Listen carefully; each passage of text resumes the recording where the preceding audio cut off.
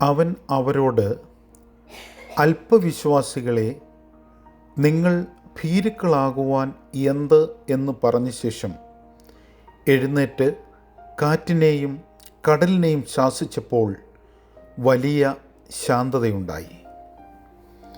എന്ന് പറഞ്ഞാൽ, അല്പവിശ്വാസി, നീ എന്തിനാണ് പേടിക്കുന്നത്?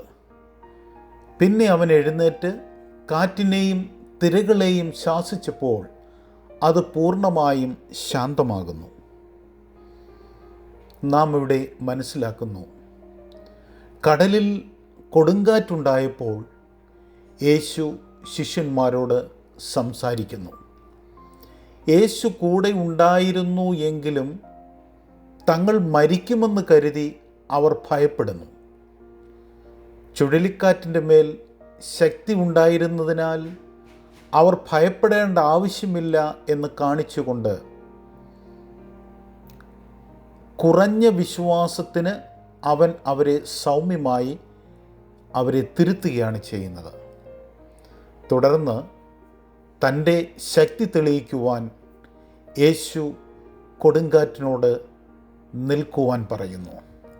അത് ഉടനെ ശാന്തമായി. ഈ നോമ്പുകാലത്ത് നാം മനസ്സിലാക്കേണ്ടത്, യേശുവിന് പ്രകൃതിയുടെ മേൽ അധികാരമുണ്ടെന്നും ഭയാനകമായതോ അനിശ്ചിതത്വത്തിലോ ഉള്ള സമയങ്ങളിൽ പോലും നമുക്ക് അവനെ വിശ്വസിക്കാൻ കഴിയുമെന്നും നാം മനസ്സിലാക്കേണ്ടതുണ്ട്. അപ്രകാരം ഒരു വിശ്വാസത്തിലൂടെ മുന്നോട്ട് പോകുവാൻ നമുക്ക് സാധിക്കട്ടെ. എല്ലാവർക്കും അനുഗ്രഹിക്കപ്പെട്ടതായ ഒരു ദിവസം ആശംസിക്കുന്നു.